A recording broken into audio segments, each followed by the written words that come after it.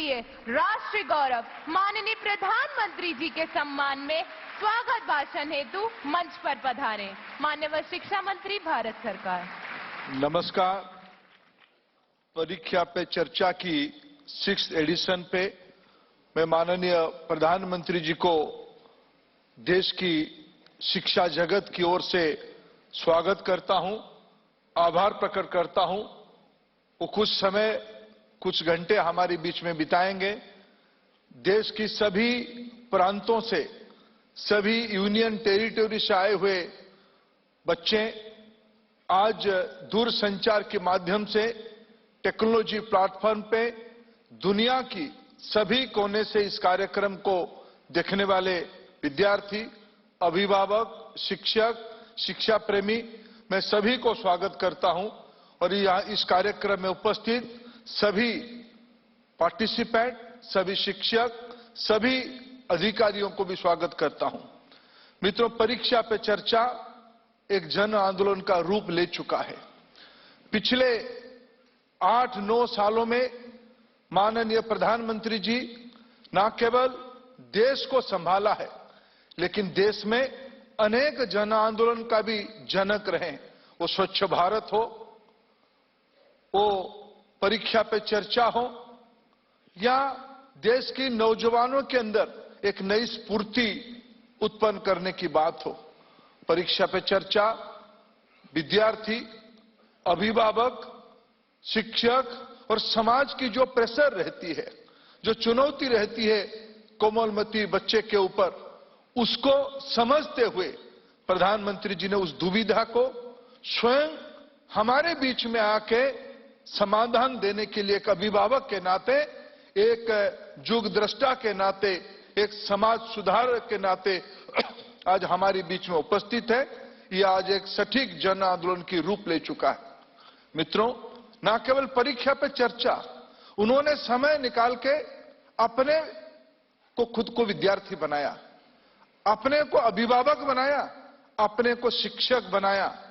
आज सही तरीके से हमारी संचालक ने कहा, देश की प्रख्यात शिक्षाविद, उन्होंने एग्जाम वॉरियर करके किताब लिखा है। इस बार तो उसकी नई संस्करण भी आ गई है और भारत की 13 भाषाओं में यह आज हम लोगों के सामने है। परीक्षा पे चर्चा भी एक नई प्रारूप बन चुका है। इस बार 23 जनवरी को नेताजी की जन्मदिन के अवसर पे देश भर की स्कूल विद्यार्थियों ने उस पे चित्रांकन की एक कंपटीशन में पार्टिसिपेट किया। मैं आप सभी को बधाई देता हूं एग्जाम वॉरियर के अंदर आपको प्रेरणा लेने के लिए। मित्रों, देश में राष्ट्रीय शिक्षा नीति भी लागू हो रहा है। परीक्षा पे चर्चा, एग्जाम वॉरियर, ये सहजता धीरे धीरे विद्यार्थियों को 21वीं सदी के लिए तैयार करने के लिए प्रधानमंत्री जी की सपना है।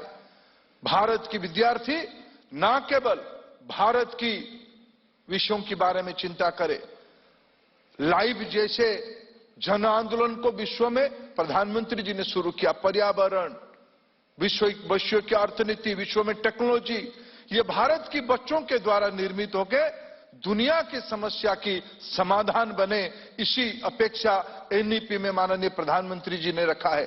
परीक्षा पे चर्चा, एग्जाम वॉरियर, एनईपी, ये एक सिक्के की अनेक पहलू है।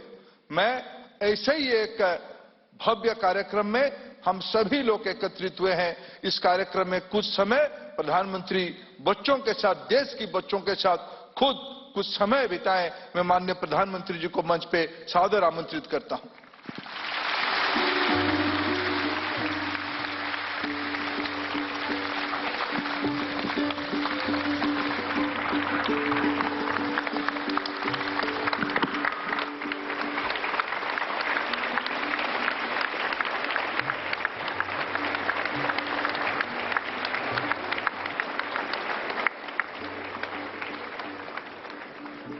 नमस्ते।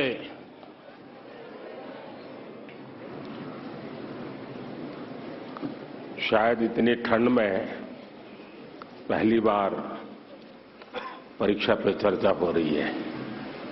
आमतौर पर फरवरी में करते हैं,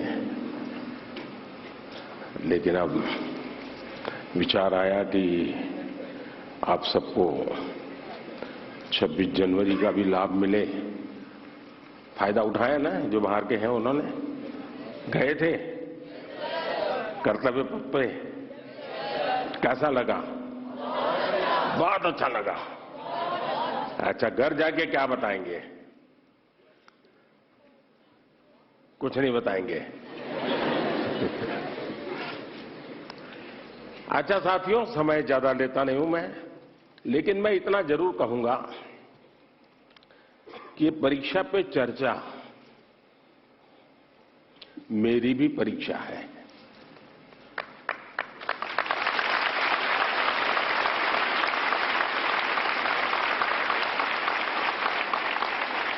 और देश के कोटि कोटि विद्यार्थी मेरी परीक्षा ले रहे हैं और मुझे ये परीक्षा देने में खुशी होती है, आनंद आता है, क्योंकि मुझे जो सवाल मिलते हैं लाखों की तादाद में, बहुत प्रोएक्टिवली बच्चे सवाल पूछते हैं, अपनी समस्या बताते हैं, व्यक्तिगत पीड़ा भी बताते हैं। मेरे लिए बड़ा सौभाग्य है कि मेरे देश का युवा मन क्या सोचता है, किन उलझनों से गुजरता है, देश से उसकी अपेक्षाएं क्या है, सरकारों से उसकी अपेक्षाएं क्या है, उसके सपने क्या है, संकल्प क्या है।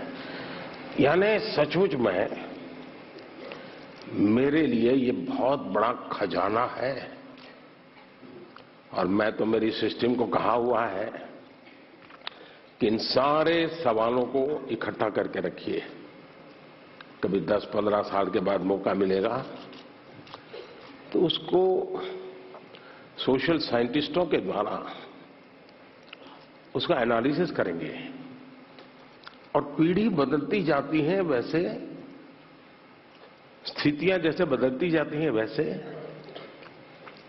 उनके सपने, उनके संकल्पों, उनकी सोच कैसे बहुत माइक्रो तरीके से बदलती है। इसका एक बहुत बड़ा थीसिस, शायद ही इतना सैंपल किसी के पास नहीं होगा जी तक। आप लोग मुझे सवाल पूछ करके भेजते हैं। चलिए, लंबी बातें नहीं करते हैं, मैं चाहूंगा कि कहीं से शुरू करें, ताकि हर बार मेरे पर एक शिकायत आती है कि साहब ये कार्यक्रम बहुत लंबा चलता है। आपका क्या मत है, लंबा चलता है? लंबा चलना चाहिए। अच्छा, मुझे और कोई काम करना नहीं है। अच्छा ठीक है, आप ही के लिए हूं, बताइए क्या करेंगे। कौन पहले पूछते हैं? दुनिया को बदलने की तमन्ना हो अगर, दुनिया को बदलने की तमन्ना हो अगर, दुनिया को नहीं खुद को बदलना सीखे। माननीय प्रधानमंत्री जी, आपका प्रेरक एवं ज्ञानवर्धक उद्बोधन सदैव हमें सकारात्मक ऊर्जा एवं विश्वास से भर देता है। आपके बृहद अनुभव एवं ज्ञानपूर्ण मार्गदर्शन की हम सब उत्सुकता से प्रतीक्षा कर रहे हैं। माननीय, आपके आशीर्वाद एवं अनुमति से हम इस कार्यक्रम का शुभारंभ करना चाहते हैं।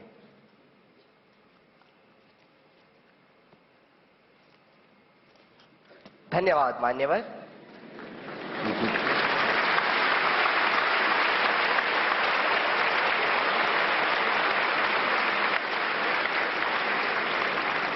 माननीय प्रधानमंत्री जी, अपनी समृद्ध सांस्कृतिक विरासत और स्थापत्य सौंदर्य के लिए प्रसिद्ध शहर मदुरई से अश्विनी एक प्रश्न पूछना चाहती हैं। अश्विनी, कृपया अपना प्रश्न पूछिए। Honorable Prime Minister Sir, Namaskar. My name is Ashwini. I am a student of Kendra Vidyalaya number 2 Madurai, Tamil Nadu. My question to you sir is, how do I deal with my family disappointment if my results are not good?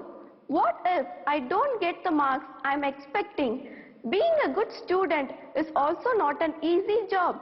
Expectations of others becomes so high that the person who's giving exam gets so much stress and they go into depression. Nowadays, it is common for students to cut their hands and become irritated, and there is no one they could trust with their feelings. Kindly guide me on this. Thank you, sir. Dhanyavad, Ashwini. Honorable Prime Minister, sir. Navtesh Dagur hails from the heart of India's capital, Delhi, the imperial seat of several empires, with its charming blend of a grand medieval history and amazing architectural style. Navtesh is seated in the hall and wishes to discuss an identical issue through his question. Navtesh, please ask your question. Good morning, Honorable Prime Minister, sir. I am Navtesh Dagur of Kendriya Vidyalaya, Pitampura, Delhi region. Sir, my question to you is, how do I deal with my family's situation when my results are not good? Kindly guide me, sir. Thank you very much. Thank you Navdesh. माननीय प्रधानमंत्री जी, संसार को शांति और करुणा का संदेश देने वाले भगवान बुद्ध, गुरु गोविंद सिंह तथा वर्धमान महावीर की जन्मभूमि प्राचीन नगर पटना से प्रियंका कुमारी कुछ इसी प्रकार की समस्या से जूझ रही हैं और आपका मार्गदर्शन चाहती हैं। प्रियंका, कृपया अपना प्रश्न पूछिए। नमस्ते माननीय प्रधानमंत्री जी, मेरा नाम प्रियंका कुमारी है। मैं रवीन बालिका +2 विद्यालय से राजेंद्र नगर पटना से 11वीं की छात्रा हूँ। मेरा प्रश्न यह है कि मेरे परिवार में सब अच्छे नंबर से पास हुए हैं, मुझे भी अच्छा नंबर लाना है। इसके लिए मैं तनाव में चली गई हूँ, इसके लिए आप मुझे मार्गदर्शन दें। धन्यवाद। धन्यवाद प्रियंका। माननीय प्रधानमंत्री जी, अश्विनी, नवतेश एवं प्रियंका यह महसूस करते हैं कि यह महत्वपूर्ण मुद्दा कई छात्रों को प्रभावित करता है और इसे हल करने के लिए आपका मार्गदर्शन चाहते हैं। अश्विनी, आप क्रिकेट खेलती हैं क्या? क्रिकेट में गूगली बॉल होता है,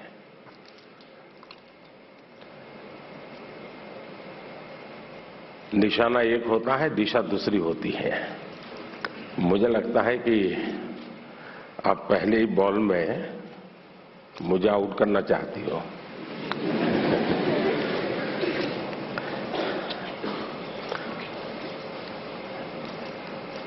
अगर परिवार के लोगों के आपके से बहुत अपेक्षाएं होना बहुत स्वाभाविक है और उसमें कुछ गलत भी नहीं है, लेकिन अगर परिवार के लोग अपेक्षाएं सोशल स्टेटस के कारण कर रहे हैं तो वो चिंता का विषय है। उनका सोशल स्टेटस का उन पर इतना दबाव होता है, उनके मन पे इतना प्रभाव होता है कि उनको लगता है कि जब सोसाइटी में जाएंगे तो बच्चों के लिए क्या बताएंगे, अगर बच्चे वीक हैं तो कैसे उनके सामने चर्चा करेंगे। और कभी कभी मां बाप भी आपकी क्षमता को जानने के बावजूद भी अपने सोशल स्टेटस के कारण अपने आसपास के साथियों दोस्तों में क्लब में जाते हैं, सोसाइटी में जाते हैं, कभी तालाब में कपड़े धोए जाते हैं, बैठते हैं, बातें करते हैं, बच्चों की बातें निकलती हैं, फिर उनको एक इंफीरियरिटी कॉम्प्लेक्स आता है और इसलिए बाहर बहुत बड़ी बड़ी बातें बता देते हैं अपने बच्चों के लिए और फिर धीरे धीरे वो इंटरनलाइज कर लेते हैं और फिर घर में आकर के भी वही अपेक्षाएं करते हैं और समाज जीवन में ये सहज प्रवृत्ति बनी हुई है। दूसरा, आप अच्छा करेंगे तो भी हर कोई आपसे नई अपेक्षा करेगा। हम तो राजनीति में हैं, हम कितने ही चुनाव क्यों न जीत लें, लेकिन ऐसा दबाव पैदा किया जाता है कि हमें हारना ही नहीं है। 200 लाए हैं तो बोले 250 क्यों नहीं लाए, 250 लाए तो 300 क्यों नहीं लाए, 300 लाए तो 350 क्यों नहीं लाए। चारों तरफ से दबाव बनाया जाता है। लेकिन क्या हमें इन दबावों से दबना चाहिए क्या? पल भर सोचिए कि आपको जो दिन भर कहा जाता है, चारों तरफ से जो सुना जाता है, उसी में अपना समय बर्बाद करेंगे कि आप अपने भीतर देखेंगे, अपनी क्षमता, अपनी प्रायोरिटी, अपनी आवश्यकता, अपने इरादे, थोड़ा हर अपेक्षाओं को उसके साथ जोड़िए। आप कभी क्रिकेट मैच देखने गए होंगे तो आपने देखा होगा कि कुछ बैट्समैन खेलने के लिए आते हैं और पूरा स्टेडियम, हजारों लोग होते हैं स्टेडियम में, वे चिल्लाना शुरू करते हैं, चौका चौका चौका, छक्का छक्का, शिक्षक।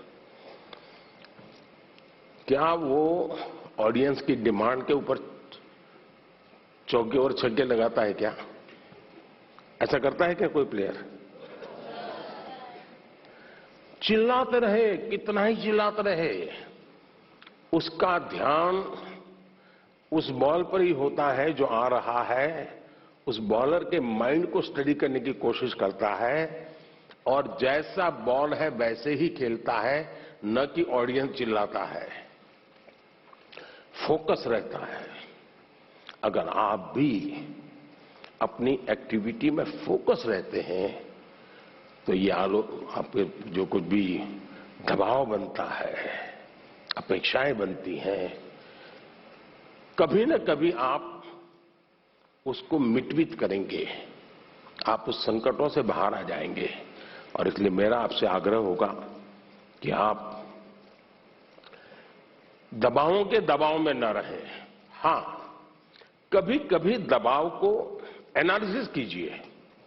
कहीं ऐसा तो नहीं है कि आप स्वयं के विषय में अंडर एस्टिमेट कर रहे हैं।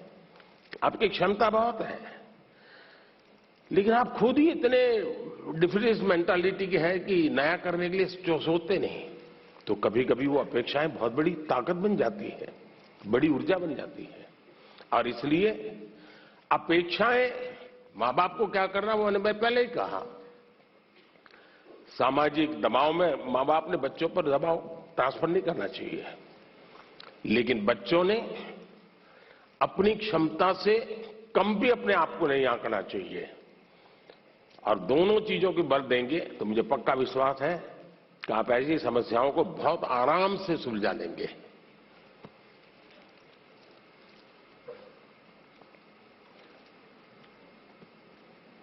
कहां गए एंकर?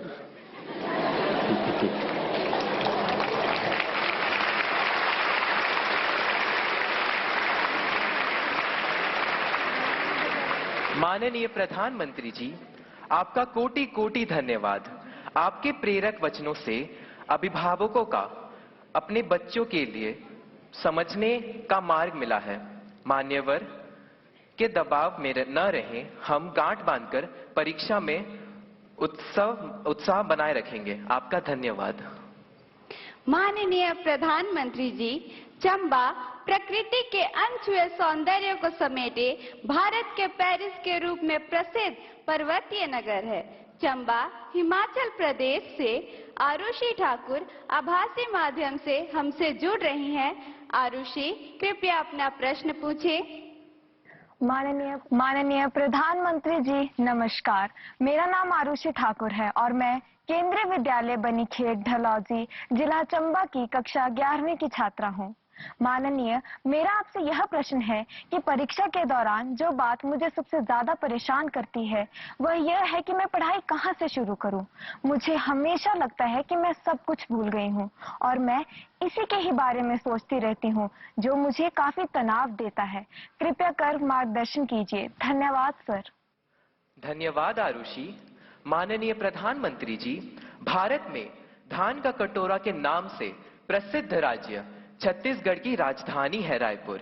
रायपुर की अदिति दीवान इसी समस्या पर अपनी मन की जिज्ञासा का समाधान चाहती है। अदिति, अपना प्रश्न पूछिए।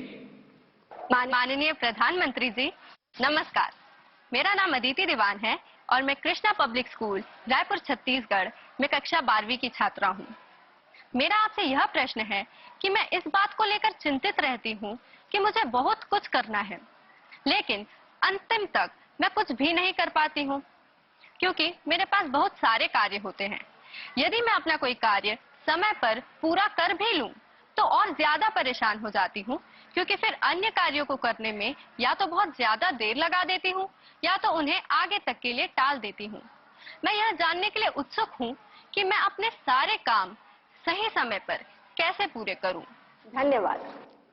धन्यवाद अदिति। माननीय प्रधानमंत्री जी, आरुषि और अदिति अपनी परीक्षा की तैयारी एवं समय के सदुपयोग पर आपका मार्गदर्शन चाहते हैं। कृपया उनकी समस्या का समाधान करें। माननीय प्रधानमंत्री जी। देखिए, सिर्फ परीक्षा के लिए नहीं, वैसे भी जीवन में टाइम मैनेजमेंट के प्रति हमें जागरूक रहना चाहिए। परीक्षा और नो परीक्षा, आपने देखा होगा काम का ढेर क्यों हो जाता है। काम का ढेर इसलिए हो जाता है समय पर उसको किया नहीं इसलिए।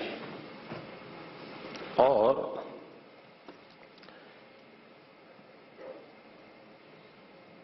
काम करने की कभी थकान नहीं होती है जी। काम करने से संतोष होता है, काम न करने से थकान लगती है। सामने दिखता है अरे इतना सारा काम, इतना सारा काम, और उसी की थकान लगती है। करना शुरू करें। दूसरा, आप कभी कागज पे अपना पेन पेंसिल लेके डायरी पे लिखिए। एक हफ्ते भर आप नोट कीजिए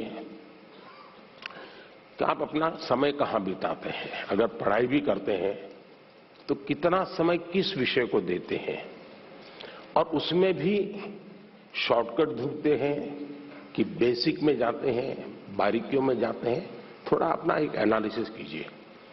मैं पक्का मानता हूं कि आपको ध्यान में आएगा कि आप जो आपकी पसंद की चीजें हैं उसी में सबसे ज्यादा समय लगाते हैं और उसी में खोए रहते हैं। फिर 3 विषय ऐसे हैं जो कम पसंद है लेकिन जरूरी है, वो फिर आपको बोझ लगेगा। मैंने 2-2 घंटे मेहनत की लेकिन ये तो हुआ नहीं।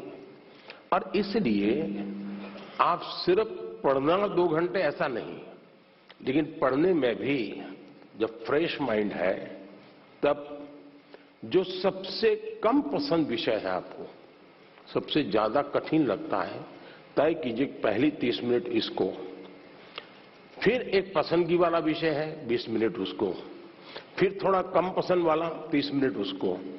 आप ऐसा स्लैब बनाइए तो आपको रिलैक्सेशन भी मिलेगा और आपको धीरे धीरे उन विषयों पर रुचि बढ़ेगी जो आप नॉर्मली टालते हैं और अच्छे विषय में खोए रहते हैं।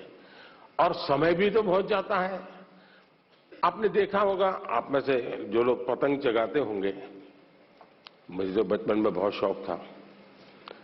पतंग की जो माजा होता है, धागा होता है, वो कभी एक दूसरे में उलझ जाकर के एकदम से बड़ा गुच्छा बन जाता है। अब बुद्धिमान इंसान क्या करेगा? यूं यूं खींचेगा क्या? ताकत लगाएगा क्या? ऐसा नहीं करेगा। वो धीरे से एक एक तार को पकड़ने की कोशिश करेगा कि खुलने का रास्ता कहां है, और फिर धीरे धीरे धीरे खोलेगा तो इतना बड़ा गुच्छा भी आराम से खुल जाएगा और सारा माजा, सारा धागा एक जैसी जरूरत है वैसा उसके हाथ लग जाएगा।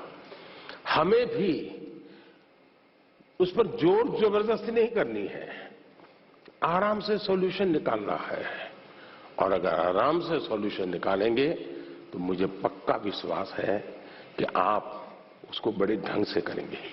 दूसरा, आपने कभी घर में अपनी मां के काम को ऑब्जर्व किया है क्या? यूं तो आपको अच्छा लगता है कि जैसे स्कूल से आए तो मां ने सब रेडी करके रखा था, सुबह स्कूल जाना था तो माँ ने सब तैयार करके रख दिया था। लगता तो बहुत अच्छा है, लेकिन क्या कभी ऑब्जर्व किया है कि माँ का टाइम मैनेजमेंट कितना बढ़िया है। उसको पता है सुबह ये है तो मुझे 6 बजे ये करना पड़ेगा, 6:30 बजे ये करना पड़ेगा, उसको 9 बजे जाना है तो ये करना पड़ेगा, वो 10 बजे घर आएगा तो ये करना पड़ेगा। यानी इतना परफेक्ट टाइम मैनेजमेंट माँ का होता है। और जबकि काम सबसे ज्यादा माँ करती रहती है, लेकिन किसी काम में उसको बोझ अनुभव नहीं होता है। थक गई, बहुत काम है, बहुत ज्यादा, ऐसा नहीं करती। क्यों?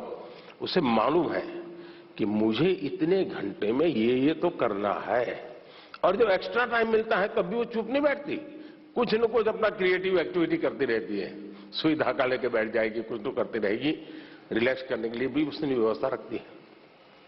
अगर मां की गतिविधि को ढंग से ऑब्जर्व करोगे तो भी आपको एज ए स्टूडेंट अपना टाइम मैनेजमेंट का महत्व क्या होता है। और टाइम मैनेजमेंट ने 2 घंटे, 4 घंटे, 3 घंटे ये नहीं, माइक्रो मैनेजमेंट चाहिए। किस विषय को कितना टाइम देना है, किस काम को कितना टाइम देना है। और इतना बंधन भी नहीं डालने हैं कि बस 6 दिन तक ये करूंगा ही नहीं क्योंकि मुझे पढ़ना है। फिर तो आप थक जाओगे। आप ढंग से उसको डिस्ट्रीब्यूट कीजिए समय को, जरूर आपको लाभ होगा। धन्यवाद।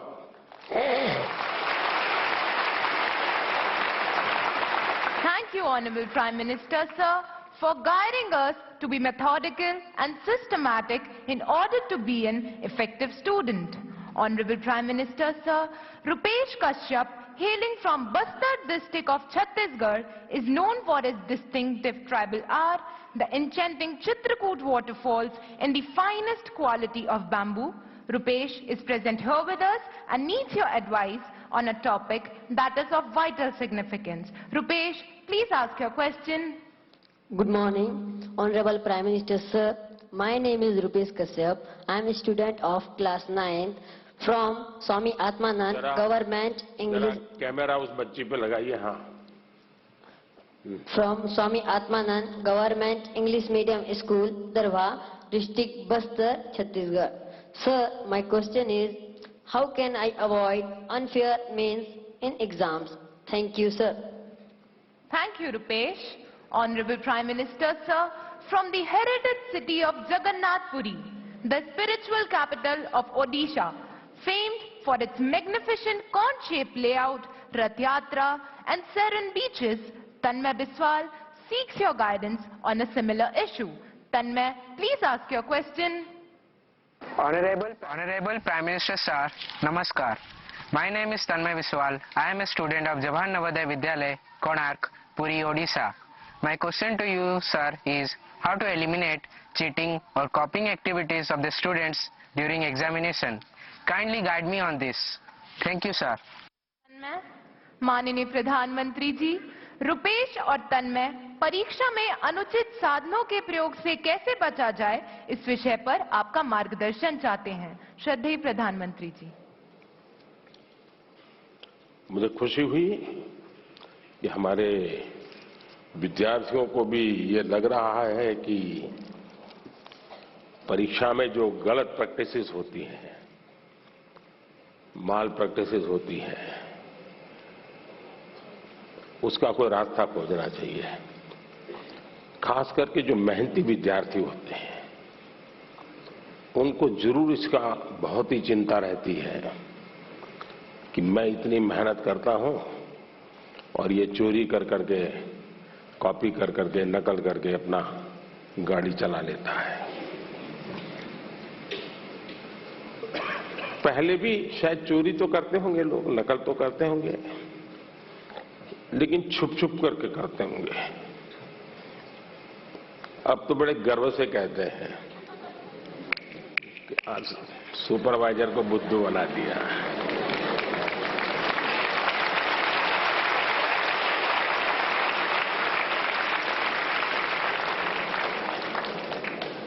ये जो मूल्यों में बदलाव आया है वो बहुत खतरनाक है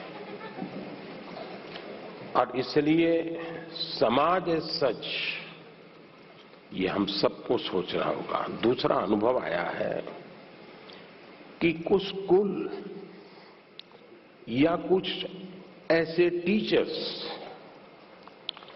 जो ट्यूशन क्लासेस चलाते हैं उनको भी लगता है कि मेरा स्टूडेंट अच्छे तरह से निकल जाए, क्योंकि मैंने उसके माँ बाप से पैसे लिए हैं, कोचिंग करता था, तो वो भी उसको गाइड करते हैं, मदद करते हैं नकल करने के लिए। करते हैं ना? ऐसे टीचर होते हैं ना? नहीं होते? तो बोलिए ना। हाँ। और उसके कारण भी दूसरा मैंने देखा है कि कुछ स्टूडेंट पढ़ने में तो टाइम नहीं लगाते, लेकिन नकल करने के तरीके ढूंढने में बड़े क्रिएटिव होते हैं।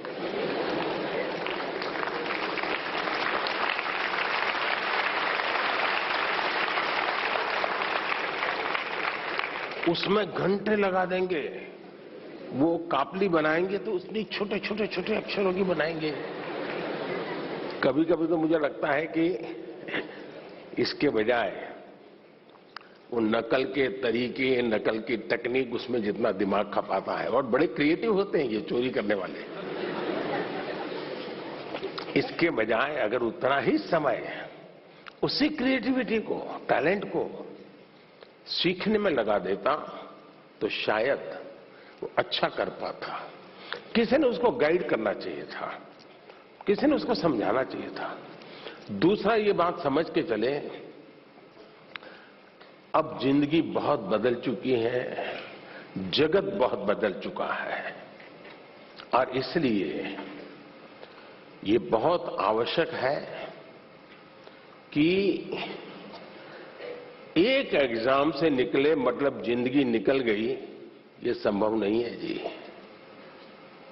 आज आपको डगर डगर हर जगह पे कोई इनको एग्जाम देनी पड़ती है। कितनी जगह पे नकल करोगे जी? और इसलिए जो नकल करने वाला है वो शायद एक आध दो एग्जाम को तो निकल जाएगा, लेकिन जिंदगी कभी पार नहीं कर पाएगा।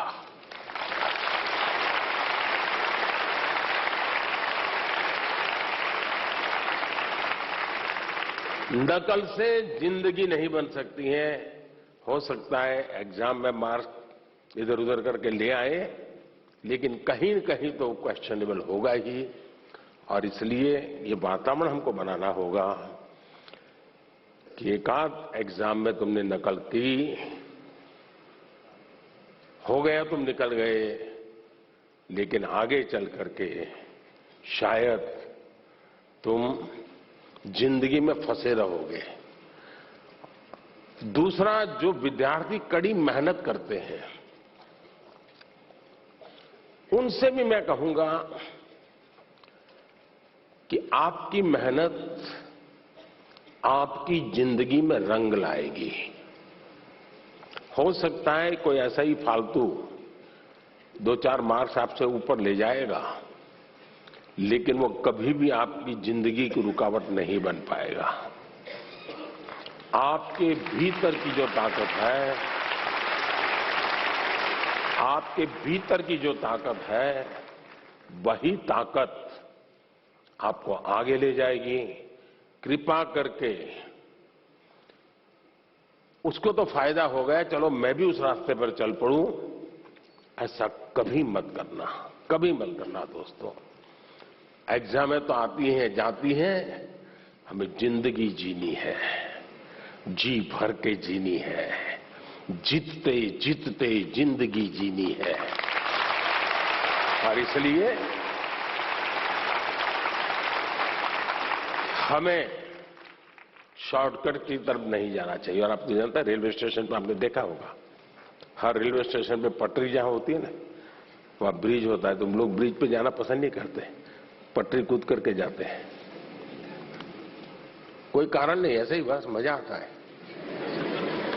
तो वहां लिखा है shortcut will cut you short. इसलिए कोई अगर शॉर्टकट से कुछ कर लेता होगा आप उसके टेंशन को पालिए मत, आप अपने आप को उससे मुक्त रखिए, आप अपने पर फोकस कीजिए, आपको अच्छा परिणाम मिलेगा। धन्यवाद। धन्यवाद माननीय प्रधानमंत्री जी, आपके वचन सीधे हमारे हृदय में उतर गए हैं। आपका धन्यवाद। Honorable Prime Minister Sir, from Palakkad, the land of paddy fields, where the gentle breeze carries the aroma of harvested crops and the sound of traditional Kerala music, Sujal K seeks your guidance. Sujal, please ask your question. नमस्कार आदरणीय प्रधानमंत्री महोदय, मेरा नाम तेजस सुजय है।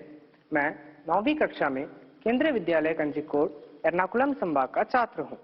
मेरा प्रश्न यह है, हार्ड वर्क और स्मार्ट वर्क में से कौन सा वर्क जरूरी है? क्या अच्छी परिणामों के लिए दोनों जरूरी हैं? कृपया अपना मार्गदर्शन दीजिए। धन्यवाद श्रीमान। Thank you, Sujal. Honorable Prime Minister Sir. क्या सवाल था उनका? क्या पूछ रहे थे? सर, हार्ड वर्क के बारे में। हार्ड वर्क और स्मार्ट वर्क। हार्ड वर्क और smart work. Thank you sir. यार, अच्छा, आपने बचपन में एक कथा पढ़ी होगी, सबने जरूर पढ़ी होगी, और इससे आप अंदाज लगा सकते हैं कि स्मार्ट वर्क क्या होता है, हार्ड वर्क क्या होता है। हम बचपन में थे तो एक कथा सुना पढ़ाते थे कि एक घड़े में पानी था, पानी जरा गहरा था और एक कौवा पानी पीना चाहता था, लेकिन अंदर वो पहुंच नहीं पाता था। तो उस कौवे ने छोटे छोटे कंकर उठा करके उस घड़े में डाले और धीरे धीरे पानी ऊपर आया और फिर उसने आराम से पानी पिया। सुना है ये कथा? अब इसको आप क्या कहेंगे, हार्ड वर्क कहेंगे कि स्मार्ट वर्क कहेंगे?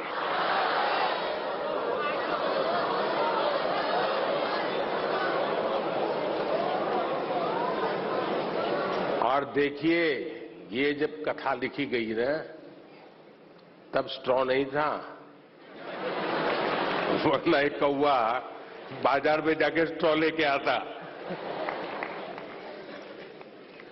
देखिए, कुछ लोग होते हैं जो हार्ड वर्क ही करते रहते हैं, कुछ लोग होते हैं जिनके जीवन में हार्ड वर्क का नामो निशान नहीं होता है, कुछ लोग होते हैं जो हार्डली स्मार्ट वर्क करते हैं, और कुछ लोग होते हैं जो स्मार्टली हार्ड वर्क करते हैं।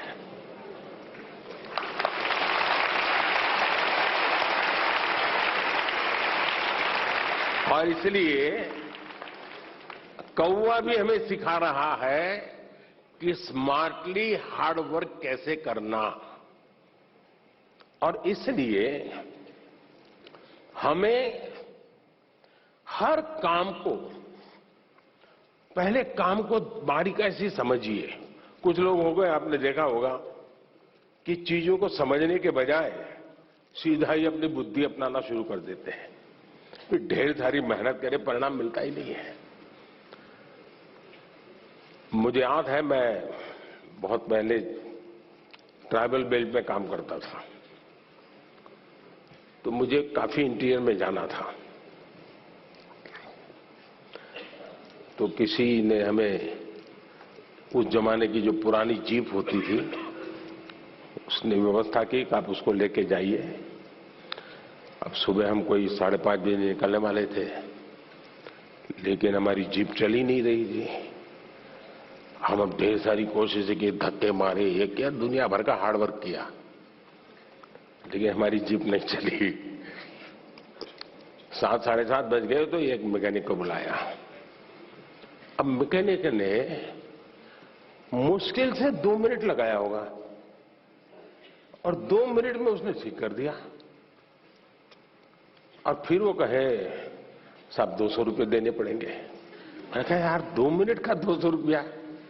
बोले साहब ये 2 मिनट का 200 रुपया नहीं है, ये 50 साल के अनुभव का 200 रुपया है।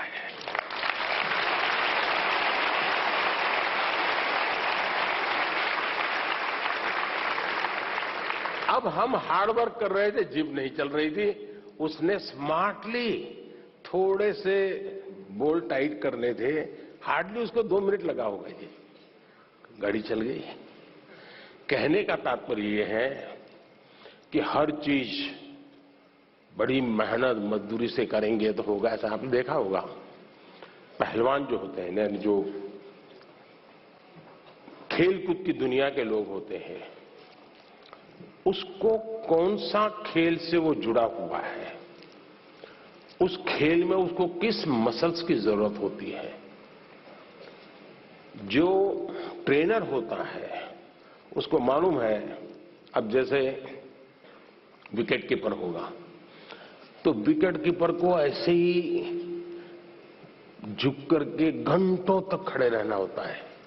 अब हमें क्लास में कुछ गलत किया और टीचर कान पकड़ के नीचे बिठा देते हैं, ऐसे हाथ पैर में अंदर डाल के, तो कितना दर्द होता है कि नहीं होता है? एक तो साइकोलॉजिकल भी होता है, फिजिकल भी होता है कि पैर ऐसे करके कान पकड़ के बैठना होता है, तकलीफ होती है ना। लेकिन ये जो विकेट कीपर होता है ना, उसकी ट्रेनिंग का हिस्सा होता है, उसको घंटों तक ऐसे खड़ा रखते हैं ताकि धीरे धीरे उसके वो मसल मजबूत हो जाए, ताकि वो विकेट कीपर के नाते अच्छा काम करे। बॉलर होता है तो उसको उस विधा की जरूरत नहीं है, उसको दूसरी विधा की जरूरत है, तो उसको वो करवाते हैं। और इसलिए हमें भी जिस चीज पे जरूरत है वहीं फोकस करना चाहिए जो हमारे लिए उपयोगी है। हर चीज प्राप्त करने की कोशिश से मेहनत बहुत लगेगी, हाथ पर ऊंचे करते रहो, दौड़ते रहो, टिकना करो, फलाना करो। जनरल हेल्थ के लिए, फिटनेस के लिए ठीक है, लेकिन अगर मुझे अचीव करना है तो उन स्पेसिफिक एरियाज को मुझे एड्रेस करना होगा। और ये जिसको समझ होती है वो परिणाम भी देता है। अगर बॉलर है और उसके ये मसल्स ठीक नहीं है तो कहां बॉलिंग कर पाएगा, कितनी ओवर कर पाएगा। जो लोग वेट लिफ्टिंग करते हैं उनके अलग प्रकार के मसल्स को मजबूत करना होता है। हार्ड वर्क तो वो भी करते हैं, लेकिन वो स्मार्टली हार्ड वर्क करते हैं, और स्मार्टली हार्ड वर्क करते हैं तब जाकर के परिणाम मिलता है। बहुत बहुत धन्यवाद। Thank you, Honorable Prime Minister, sir, for your insightful guidance on choosing consistent hard work in our lives. माननीय प्रधानमंत्री जी, गुरु द्रोणाचार्य के नाम से विख्यात साइबर सिटी हरियाणा के प्रसिद्ध औद्योगिक नगर गुरुग्राम की छात्रा जोविता पात्रा सभागार में उपस्थित है और आपसे प्रश्न पूछना चाहती है। जोविता, कृपया अपना प्रश्न पूछें। Namaskar, Honorable Prime Minister Sir. My name is Jovita Patra and I am a student of class 10th of Jawahar Navodaya Vidyalaya, Gurugram, Haryana. It's my privilege and great honor to participate in the Pariksha Pe Charcha 2023. Honorable Prime Minister Sir, my question to you is, being an average student, how can I focus on my studies? Kindly guide me on this issue. Thank you, sir. धन्यवाद जोविता। माननीय प्रधानमंत्री जी, जोविता पात्रा एक average student आपसे exam में कैसे बेहतर करे इसके बारे में आपसे मार्गदर्शन चाहते हैं। कृपया उनका मार्गदर्शन करें। माननीय प्रधानमंत्री जी। सबसे पहले तो मैं आपको बधाई देता हूं कि आपको पता है कि आप एवरेज हैं।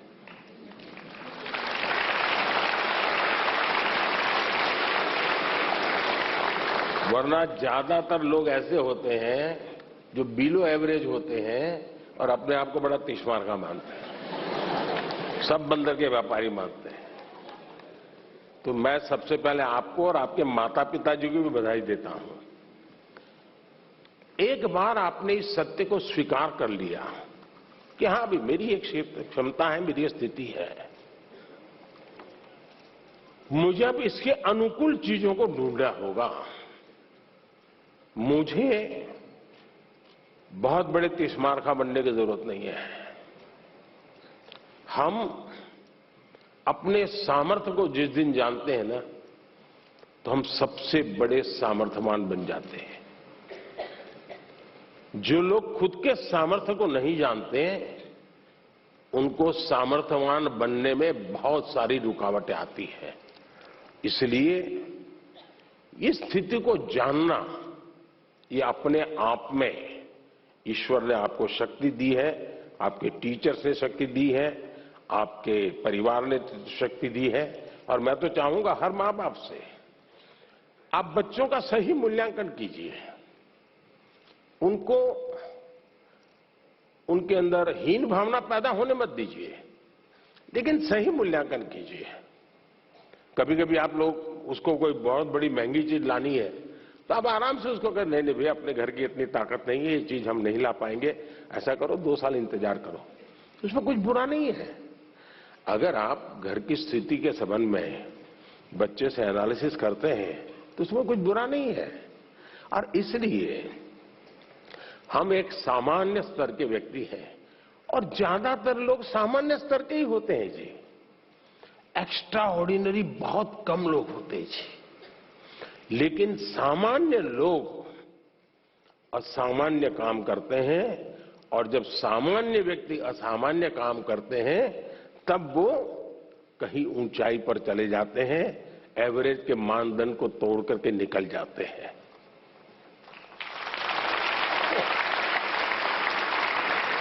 और इसलिए हमें कभी भी ये सोचना, दुनिया में आप देखिए ज्यादातर जो लोग सफल हुए हैं वो क्या है जी, वो किसी जमाने में एवरेज लोग थे जी, असामान्य काम करके आए हैं, बहुत बड़ा परिणाम लेके आए हैं। अब आपने देखा होगा इन दिनों दुनिया में पूरे विश्व की आर्थिक स्थितियों की चर्चा हो रही है। कौन देश कितना आगे गया, किसकी आर्थिक स्थिति कैसी है, और कोरोना के बाद तो ये बड़ा मानदंड बन गया है। और ऐसा तो नहीं है कि दुनिया के पास अर्थवेत्ताओं की कमी है, बड़े बड़े नोबेल प्राइज विनर हैं जो गाइड कर सकते हैं कि ऐसा करने से आर्थिक स्थिति ऐसी बनेगी, ऐसा करने से ऐसी आर्थिक स्थिति, कोई कमी नहीं है। ज्ञान का प्रवाह बांटने वाले तो हर गली मोहल्ले में आजकल अवेलेबल है, और कुछ विद्वान भी अवेलेबल है जिन्होंने बहुत कुछ किया है। लेकिन हमने देखा है कि भारत आज दुनिया में आर्थिक जो तुलनात्मक हो रहा है, भारत को एक आशा की किरण के रूप में देखा जा रहा है।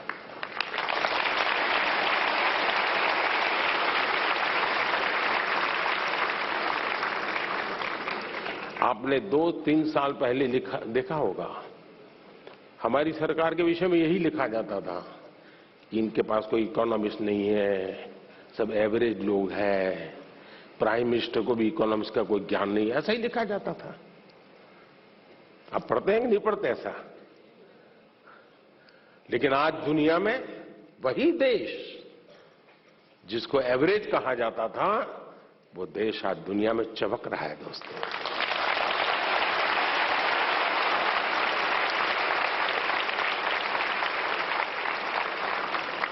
और इसलिए हम इस प्रेशर में न रहे दोस्तों कि आप एक्स्ट्रा ऑर्डिनरी नहीं है, और दूसरी बात, आप एवरेज भी होंगे, आपके भीतर कुछ न कुछ तो एक्स्ट्रा ऑर्डिनरी होगा ही होगा। और जो एक्स्ट्रा ऑर्डिनरी है उनके भीतर भी कुछ न कुछ एवरेज होगा। हर एक के पास ईश्वर ने एक अभूतपूर्व क्षमता दी होती है। बस आपको उसको पहचानना है, उसको खाद पानी डालना है, आप बहुत तेजी से आके निकल जाएंगे, ये मेरा विश्वास है। धन्यवाद। Thank you, Honorable Prime Minister, sir, for your wonderful encouragement to make many students and Indians feel valued and cherished. Honorable Prime Minister, sir, Mannat Bajwa hails from the capital city of Chandigarh, famed for its remarkable blend of urban planning with modern architecture and the scenic rock garden of the legendary Nek Chand. She seeks your guidance on a fundamental issue that affects many students like her. Mannat, please ask your question. माननीय प्रधानमंत्री जी, नमस्कार। मेरा नाम मन्नत बाजवा है। मैं Saint Joseph senior secondary school की छात्रा हूँ। मेरा आपसे प्रश्न यह है कि जब मैं अपने आप को आप जैसे प्रतिष्ठित स्थान पर रखकर कल्पना करती हूँ, जहाँ भारत जैसे देश को चलाना, जहाँ इतनी बड़ी जनसंख्या है और जहाँ अपनी राय रखने वालों की बहुतायत है, आपके बारे में नकारात्मक राय रखने वाले लोग भी हैं। क्या वह आपको प्रभावित करते हैं? यदि हाँ करते हैं, तो आप आत्मसंदेह की भावना से कैसे उभरते हैं? मैं इसमें आपसे मार्गदर्शन चाहती हूँ। धन्यवाद श्रीमान। Thank you, Mannat. Honorable Prime Minister, sir, Astami Sen resides in South Sikkim, an area famous for its tea gardens, breathtaking beauty, and tranquil, undisturbed, snow-clad Himalayas. She also requests your directions on an identical matter that needs to be addressed. Astami, please ask your question. माननीय प्रधानमंत्री जी, नमस्कार। मेरा नाम अष्टमी सेन है। मैं कक्षा 11वीं की छात्रा देवी पब्लिक स्कूल रंगित नगर दक्षिण सिक्किम से हूँ। मेरा प्रश्न आपसे ये है कि जब विपक्ष और मीडिया आपकी आलोचना करते हैं तो आप कैसे इनका सामना करते हैं, जबकि मैं अपने अभिभावकों की शिकायतों एवं निराशाजनक बातों का सामना नहीं कर पाती हूँ। कृपया मेरा मार्गदर्शन कीजिए। धन्यवाद श्री। थैंक यू अष्टमी। माननीय प्रधानमंत्री जी, राष्ट्रपिता महात्मा गांधी, सरदार पटेल और स्वामी दयानंद सरस्वती जैसे महापुरुषों की जन्मभूमि गुजरात की कुमकुम प्रताप भाई सोलंकी आभासी माध्यम से जुड़ रही हैं और इसी तरह की दुविधा में है। कुमकुम आपसे मार्गदर्शन चाहती है। कुमकुम, कृपया अपना प्रश्न पूछिए। माननीय प्रधानमंत्री महोदय, मेरा नाम सोलंकी कुमकुम है। मैं कक्षा 12वीं श्री हडाला बाल हाई स्कूल, जिला अहमदाबाद, गुजरात की छात्रा हूँ। मेरा प्रश्न यह है कि आप इतने बड़े प्रजातांत्रिक देश के प्रधानमंत्री हैं, जिन्हें कितनी सारी चुनौतियों का सामना करना पड़ता है। आप इन चुनौतियों से कैसे लड़ते हैं? कृपया करके मुझे मार्गदर्शन दीजिए। धन्यवाद। Thank you Kumkum. Honourable prime minister sir, Akash Jarira lives in the Silicon Valley of India, Bengaluru, known for being a perfect gateway to a plethora of activities, both traditional and modern.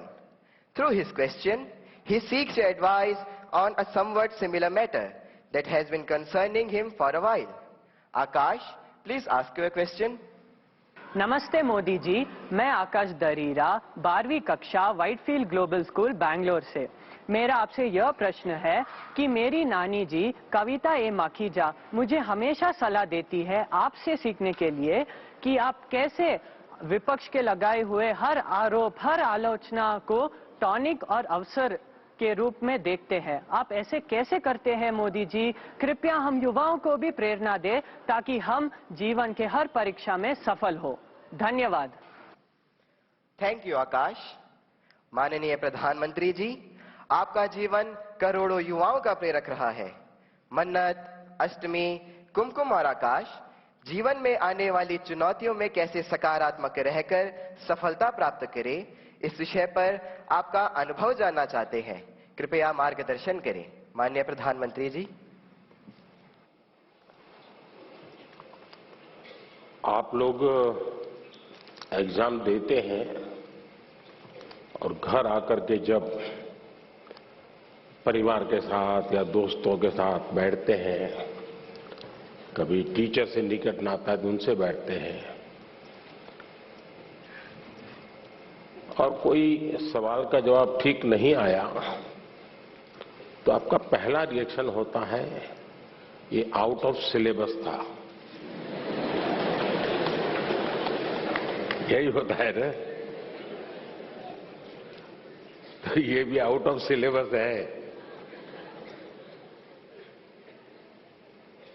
लेकिन मैं अंदाज कर सकता हूं कि आप क्या कहना चाहते हैं। अगर आपने मुझे न जोड़ा होता तो शायद आप अपनी बात को और ढंग से कहना चाहते होंगे, लेकिन शायद आपको मालूम है कि आपके परिवार वाले भी सुन रहे हैं, तो ऐसा खुल करके बोलने में खतरा है। इसलिए बड़ी चतुराई से आपने मुझे अंदर लपेट लिया है। देखिए, जहां तक मेरा सवाल है, मेरा एक कन्विक्शन है और मेरे लिए ये आर्टिकल ऑफ फेथ है।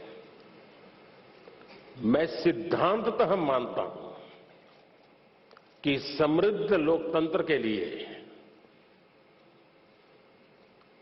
आलोचना एक शुद्धि यज्ञ है।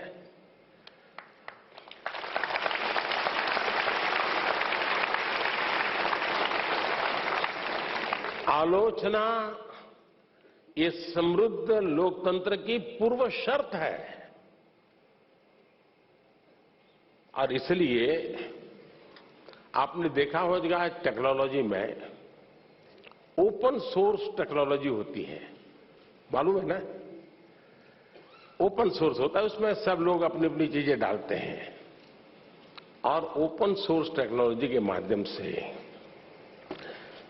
ये अलाउ किया जाता है कि देखिए भी हमने किया है, हम यहां जाकर के अटके हैं, हो सकता है कुछ कमियां होगी, तो लोग उसके अंदर अपने अपने टेक्नोलॉजी को इंसर्ट करते हैं और काफी लोगों के प्रयास से वो एकदम से समृद्ध एक सॉफ्टवेयर बन जाता है। ये ओपन सोर्स आजकल बहुत ही ताकतवर एक इंस्ट्रूमेंट माना जाता है। उसी प्रकार से कुछ कंपनियां अपनी प्रोडक्ट को मार्केट में रखती है और चैलेंज करती है कि उसमें जो कमियां हैं वो दिखाएगा, उसको हम इनाम देंगे। बाउंड सिस्टम की व्यवस्था खड़ी हुई है। इसका मतलब ये हुआ कि हर कोई चाहता है कि कमियां जो हो उससे मुक्ति का रास्ता कोई इंगित करे तो होगा ना। लेकिन कभी कभी क्या होता है, आलोचना करने वाला कौन है उस पर सारा मामला सेट हो जाता है। जैसे मान लीजिए आप यहां स्कूल के अंदर फैंसी ड्रेस कंपटीशन है और आपने बड़े चाव से बढ़िया फैंसी ड्रेस पहन करके गए और आपका प्रिय दोस्त है, एकदम प्रिय दोस्त, जिसकी बात आपको हमेशा अच्छी लगती है, वो कहेगा यार तुमने ऐसा क्या पहना, ये अच्छा नहीं लग रहा है। तो आपका एक रिएक्शन होगा। और एक स्टूडेंट है जो आपको थोड़ा कम पसंद है, नेगेटिव वाइब्रेशंस हमेशा आते हैं उसको देखते ही, आपको उसके बातें बिल्कुल पसंद नहीं है, वो कहे देखो ये क्या पहन के आया है, कैसे पहनते हैं क्या। तो आपका एक दूसरा रिएक्शन होगा। क्यों? जो अपना है वो कहता है तो आप उसको पॉजिटिव लेते हैं उस आलोचना को, लेकिन जो आपको पसंद नहीं है वो वही कह रहा है, लेकिन आपको गुस्सा आता है, तू कौन होता है, मेरी मर्जी। ऐसा ही होता है ना। उसी प्रकार से आप आलोचना करने वाले आदतन करते रहते हैं, तो उनको एक बक्से में डाल दीजिए, दिमाग खपाइए मत ज्यादा, क्योंकि उनका इरादा कुछ और है। अब घर में आलोचना होती है क्या? मैं समझता हूं कुछ गलती हो रही है। घर में आलोचना नहीं होती है, ये दुर्भाग्य का विषय है। आलोचना करने के लिए मां बाप को भी बहुत अध्ययन करना पड़ता है, आपको ऑब्जर्व करना पड़ता है, आपके टीचर को मिलना पड़ता है, आपके दोस्तों की आदतें जाननी पड़ती है, आपकी दिनचर्या को समझना करना पड़ता है, आपको फॉलो करना पड़ता है, आपका मोबाइल फोन पर कितना टाइम जा रहा है, स्क्रीन पर कितना टाइम जा रहा है, सारा बहुत बारीकी से कुछ न बोलते हुए माँ बाप ऑब्जर्व करते हैं। फिर कभी आप किस अच्छे मूड में होते हैं वो देखते हैं, और जब अच्छे मूड में होते हैं, अकेले होते हैं, तब प्यार से वो कहते हैं, अरे यार देख बेटे, तुझ में इतनी क्षमता है, इतना सामर्थ्य है, देख तेरी शक्ति यहाँ क्यों जा रही है। तो वो सही जगह पे वो रजिस्टर होता है, वो आलोचना काम आ जाए। लेकिन आजकल माँ बाप को टाइम नहीं है, वो आलोचना नहीं करते, टोका टोकी करते हैं। और जो गुस्सा आपको आता है ना, वो टोका टोकी का आता है, कुछ भी करो।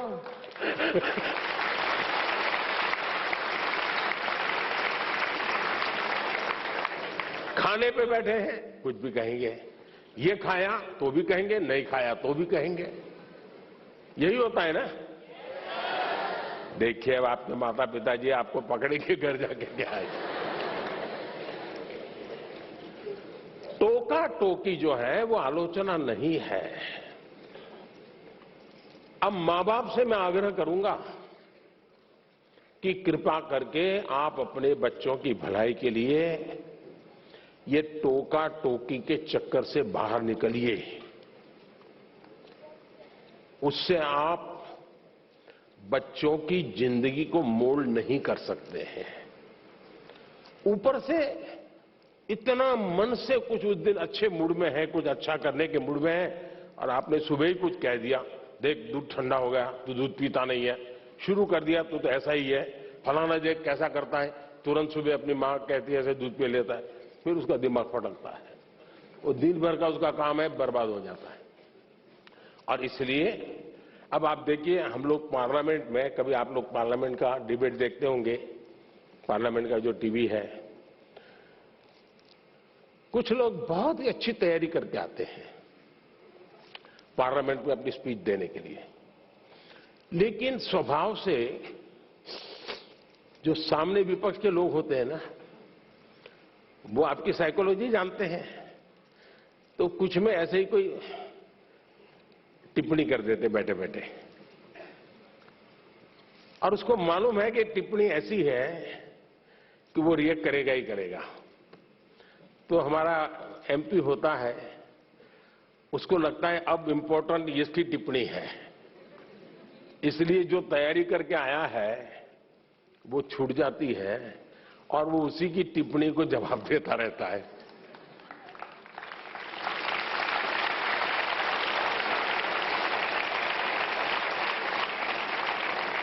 और अपना पूरी बर्बादी कर देता है।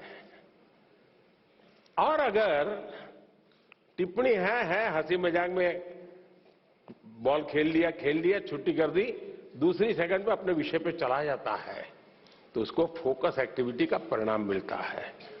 और इसलिए हमें अपना फोकस छोड़ना नहीं चाहिए। दूसरी बात है,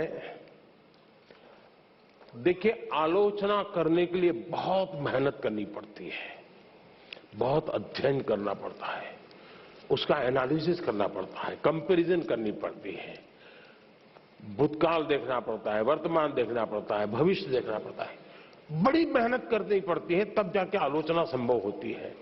और इसलिए आजकल शॉर्टकट का जमाना है। ज्यादातर लोग आरोप करते हैं, आलोचना नहीं करते हैं। आरोप और आलोचना के बीच में बहुत बड़ी खाई है। हम आरोपों को आलोचना न समझे। आलोचना तो एक प्रकार से वो न्यूट्रिएंट है जो हमें समृद्ध करता है। आरोप वो चीजें हैं जिसको हमने आरोप लगाने वालों को गंभीरता से लेने की जरूरत नहीं है, समय बर्बाद की जरूरत नहीं है। लेकिन आलोचना को कभी लाइट नहीं लेना चाहिए, आलोचना को हमेशा मूल्यवान समझना चाहिए। वो हमारी जिंदगी को बनाने के लिए बहुत काम आती है। और अगर हम ईमानदार हैं, हमने प्रामाणिक सत्यनिष्ठा से काम किया है, समाज के लिए काम किया है, निश्चित मकसद के लिए काम किया है, तो आरोपों की बिल्कुल परवाह मत कीजिए दोस्तों। मैं समझता हूं आपकी एक बहुत बड़ी ताकत बन जाएगी। बहुत बहुत धन्यवाद।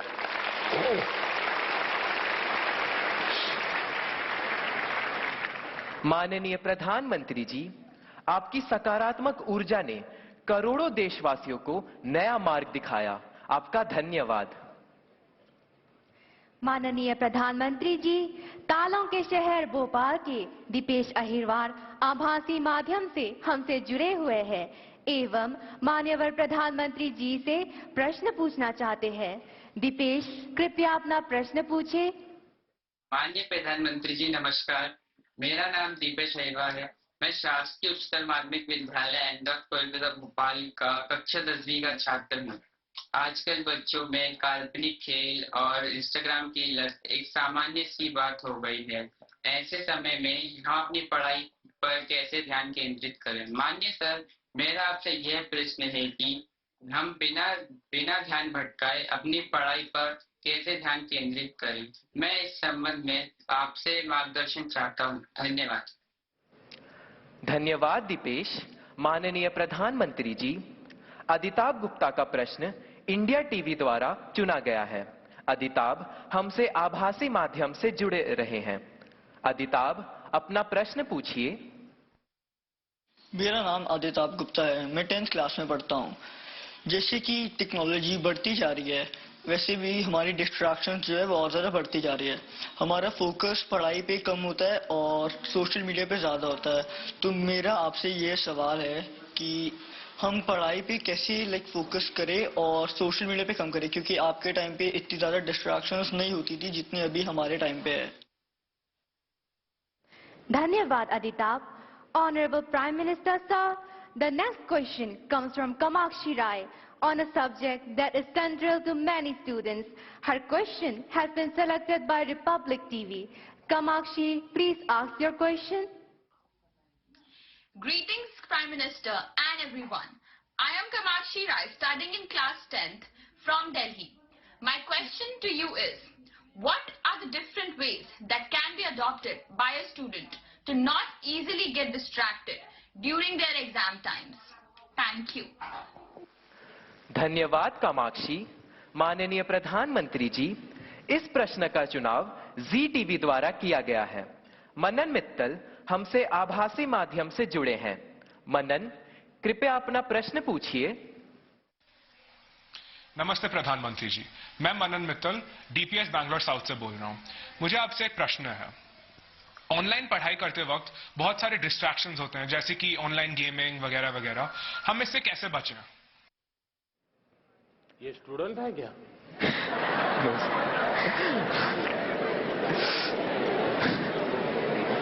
वो गैजेट में खोते रहते होगे। धन्यवाद मनन। माननीय प्रधानमंत्री जी, दीपेश, अदिताभ, कामाक्षी एवं मनन परीक्षा में आने वाले व्यवधान पर और इससे कैसे बाहर निकलें, इस विषय पर आपसे मार्गदर्शन चाहते हैं। कृपया मार्गदर्शन करें माननीय प्रधानमंत्री जी।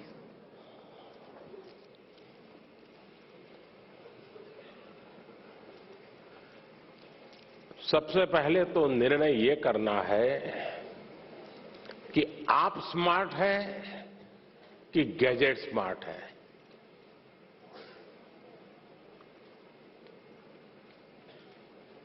कभी कभी तो लगता है कि आप अपने से भी ज्यादा गैजेट्स को ज्यादा स्मार्ट मान लेते हैं और गलती वहीं से शुरू हो जाती है। आप विश्वास करिए, परमात्मा ने आपको बहुत शक्ति दी है, आप स्मार्ट हैं। गैजेट आपसे स्मार्ट नहीं हो सकता है। आपकी जितनी स्मार्टनेस ज्यादा होगी, उतना गैजेट का सही उपयोग आप कर पाएंगे। वो एक इंस्ट्रूमेंट है जो आपकी गति में नई तेजी लाता है। ये अगर हमारी सोच बनी रही तो मैं समझता हूं कि शायद आप उससे छुटकारा पाएंगे। दूसरा, देश के लिए बहुत बड़ी चिंता का विषय है जी। मुझे कोई बता रहा था कि भारत में एवरेज 6 घंटे लोग स्क्रीन पे लगाते हैं। 6 घंटे। अब जो इसका बिजनेस करते हैं उनके लिए तो खुशी की बात है। जब मोबाइल फोन पर टॉक टाइम होता था तो टॉक टाइम में कहते हैं कि उस समय एवरेज 20 मिनट जाती थी, लेकिन जब से स्क्रीन और उसमें से रील, क्या होता है, एक बार शुरू करने के बाद निकलते हैं क्या उसमें से बाहर? क्या होता है? नहीं बोलेंगे। अच्छा, आप लोग कोई रील देखते नहीं है? नहीं देखते हैं ना? तो फिर शर्माते क्यों हो? बताओ ना, निकलते हैं क्या बाहर अंदर से? देखिए, हमारी क्रिएटिव उम्र और हमारी क्रिएटिविटी का सामर्थ्य अगर एवरेज हिंदुस्तान में 6 घंटे स्क्रीन पर जाए तो ये बहुत चिंता का विषय है। एक प्रकार से गैजेट हमें गुलाम बना देता है। हम उसके गुलाम बनकर के जी नहीं सकते हैं। परमात्मा ने हमें एक स्वतंत्र अस्तित्व दिया है, स्वतंत्र व्यक्तित्व दिया है, और इसलिए हमें सचेत रहना चाहिए कि कहीं मैं इसका गुलाम तो नहीं हूं। आपने देखा होगा, आप कभी भी देखे होंगे, मेरे हाथ में कभी कोई मोबाइल फोन शायद आप रेयरली कभी देखा होगा, रेयरली।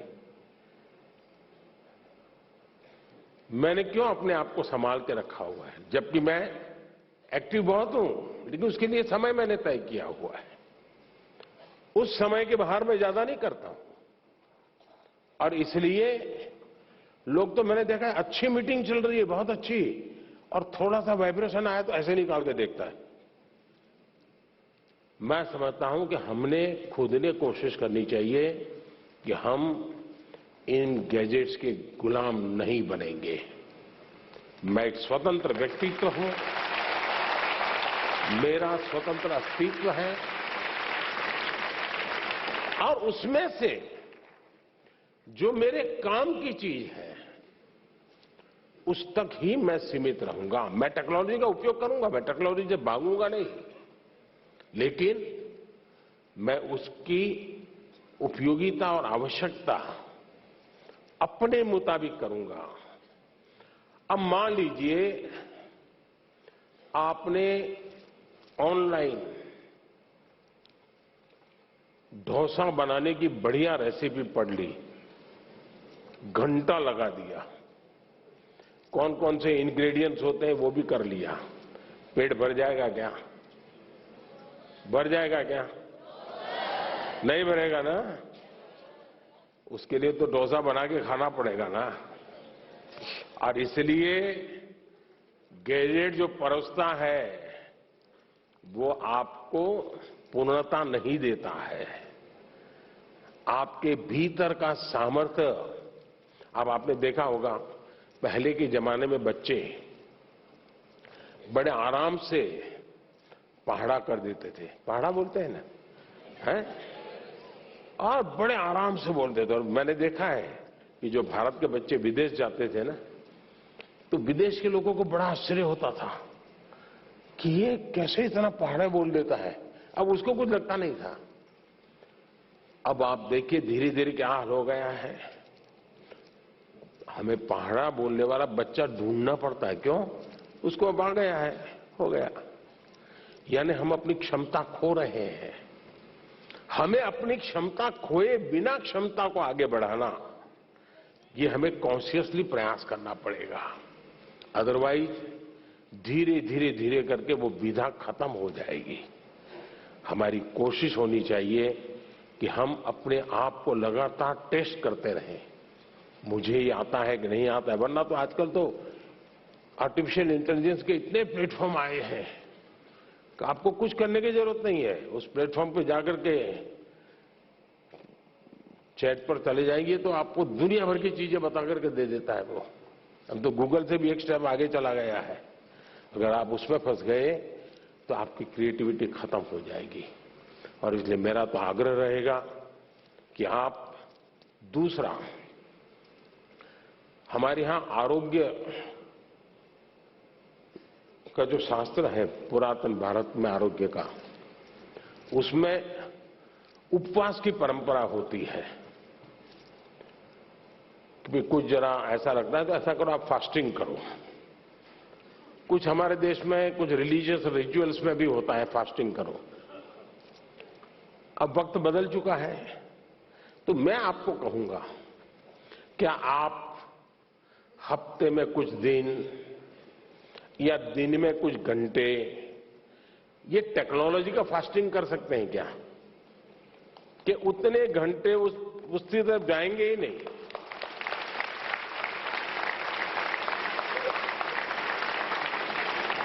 आपने देखा होगा कई परिवार होते हैं घर में बड़ा 10वीं 12वीं बड़ा टेंशन शुरू में ही हो जाता है। सारे कार्यक्रम तय करते हैं परिवार वाले, नहीं भाई अगली साल कुछ नहीं है, वो 10वीं में है, वो अगली साल कुछ नहीं, वो 12वीं में है। ऐसा ही चलता है घर में। और फिर टीवी पे भी कपड़ा लगा देते हैं, हाँ नो टीवी, क्यों? एग्जाम है, 10वीं के एग्जाम है, 12वीं के एग्जाम है। अगर हम इतने जागरूक होकर के टीवी पर तो पर्दा लगा देते हैं, लेकिन क्या हम स्वभाव से तय कर सकते हैं कि सप्ताह में एक दिन मेरा डिजिटल फास्टिंग होगा, नो डिजिटल डिवाइस, मैं किसी को हाथ नहीं लगाऊंगा। उसमें से जो फायदा होता है उसको ऑब्जर्व कीजिए, धीरे धीरे धीरे आपको उसका समय बढ़ाने का मन करेगा। उसी प्रकार से हमने देखा है कि परिवार हमारे तो छोटे होते जा रहे हैं और परिवार भी इस डिजिटल दुनिया में फंस रहे हैं।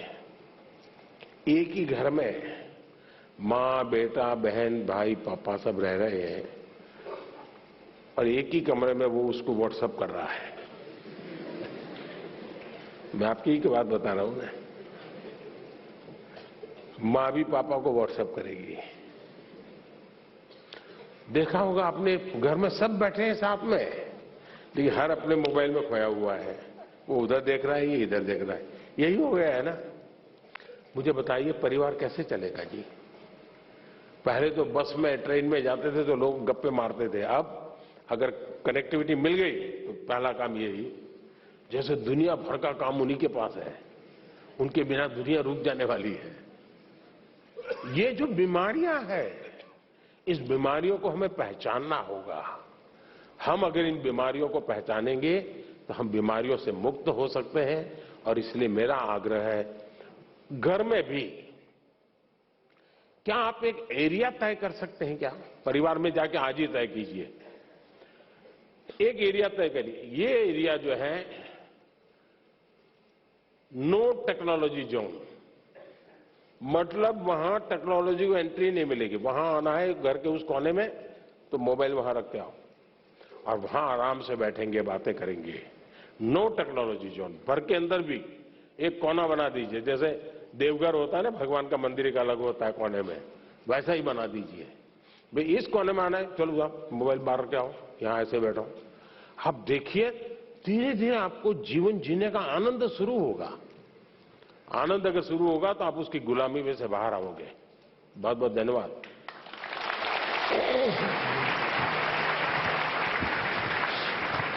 Thank you, Honorable Prime Minister, sir, for sharing such light-hearted mantra of digital fasting to tackle challenging situations in such an easy manner.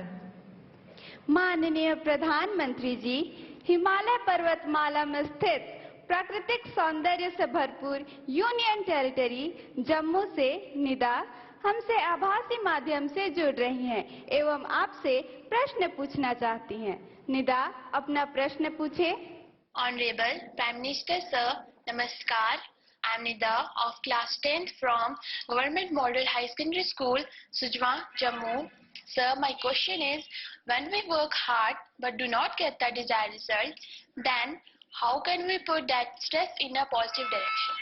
Respected sir, have you ever been through such a situation? Thank you. धन्यवाद निदा। माननीय प्रधानमंत्री जी, भगवान कृष्ण के उपदेश की भूमि खेल जगत में ख्याति प्राप्त नीरज चोपड़ा जैसे विख्यात खिलाड़ियों के प्रदेश हरियाणा के पलवल से प्रशांत आपसे प्रश्न पूछना चाहते हैं। प्रशांत, कृपया अपना प्रश्न पूछे। माननीय प्रधानमंत्री जी नमस्कार, मेरा नाम प्रशांत है। मैं शहीद नायक राजेंद्र सिंह राजकीय मॉडल संस्कृति वरिष्ठ माध्यमिक विद्यालय हथीन जिला पलवल हरियाणा के कक्षा 12वीं विज्ञान संकाय का छात्र हूं। मेरा आपसे यह प्रश्न है कि तनाव परीक्षा के परिणामों को किस तरह प्रभावित करता है। मैं इसमें आपसे मार्गदर्शन चाहता हूं। धन्यवाद श्रीमान। धन्यवाद प्रशांत। माननीय प्रधानमंत्री जी, निदा और प्रशांत की तरह देश भर के करोड़ों छात्र आपसे परीक्षा परिणाम पर तनाव का प्रभाव इस विषय पर मार्गदर्शन चाहते हैं। माननीय प्रधानमंत्री जी।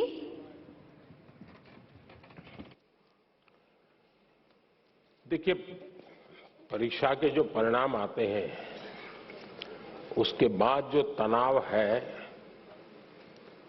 उसका मूल कारण, एक तो हमने परीक्षा देकर के जब घर आए तो घर के लोगों को ऐसे पाठ पढ़ाए कि मेरा तो शानदार पेपर गया है, मेरा तो बिल्कुल 90 तो पक्का है और बहुत अच्छा करके आया हूं। तो घर के लोगों का एक मन बन जाता है और हमको भी लगता है कि वो गाली खानी ही है तो महीने भर के बाद खाएंगे, अभी तो बता दो उनको। और उसका परिणाम ये आता है कि वैकेशन का जो टाइम होता है, परिवार ने मान लिया होता है कि तुम सच बोल रहे हो और तुम अच्छा रिजल्ट लाने ही वाले हो, ऐसा मान लेते हैं। वो अपने दोस्तों को बताना शुरू कर देते हैं, नहीं इस बार तो बहुत अच्छा किया उसने और बहुत मेहनत करता था, अरे कभी खेलने नहीं जाता था, कभी रिश्तेदार के यहाँ शादी, वो अपना जोड़ते रहते हैं।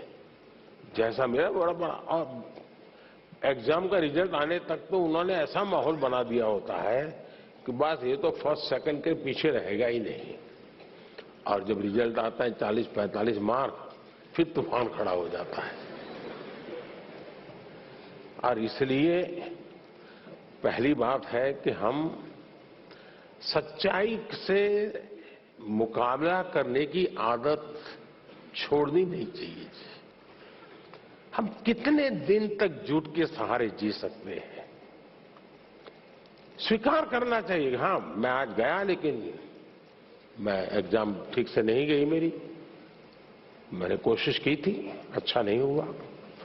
अगर पहले से ही आप कह देंगे और मान लीजिए 5 मार्क ज्यादा आ गए तो आपने देखा होगा घर में तनाव नहीं होगा। वो कहेंगे अरे तू तो कहता था बहुत खराब गया, तुम तो अच्छे मार्क लेके आए हो। स्टैंडर्ड, वो जो मानदंड है ना, वो सेट हो जाता है, उसे अच्छा दिखता है। इसलिए आपको, दूसरा है तनाव का कारण, आपके दिमाग में आपके दोस्त भरे रहते हैं। वो ऐसा करता है तो मैं ऐसा करूंगा, वो ऐसा करता है तो मैं ऐसा करूंगा। क्लास में कोई बहुत ही होनहार बच्चा होता है, हम भी होनहार होते हैं, 19-20 का फर्क होता है। दिन रात हम उस कंपटीशन के भाव में जीते हैं। तनाव का ये भी एक कारण होता है। हम अपने लिए जिए, अपने में जिए, अपनों से सीखते हुए जिए। सीखना सबसे चाहिए, लेकिन अपने भीतर के सामर्थ्य पर बल देना चाहिए। अगर ये हम करते हैं तो तनाव से मुक्ति की संभावनाएं बढ़ जाती है।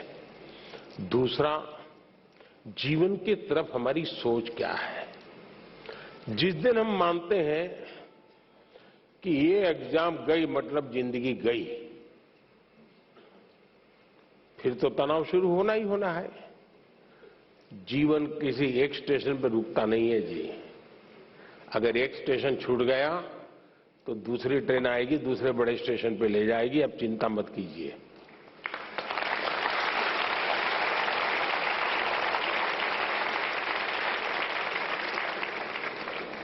एग्जाम वो एंड ऑफ द लाइफ नहीं होता है जी। ठीक है, हमारी अपनी कसौटी होनी चाहिए, हम अपने आप को कसते रहें, अपने आप को सजते रहें, ये हमारी कोशिश होनी चाहिए। लेकिन हमें इस तनाव से मुक्ति का मन में संकल्प कर लेना चाहिए। जो भी आएगा, मैं जिंदगी को जीने का तरीका जानता हूं, मैं इससे भी निपट लूंगा। और ये अगर आप निकट कर लेते हैं तो फिर आराम से हो जाता है।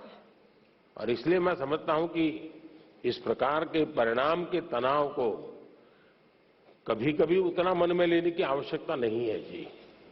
धन्यवाद।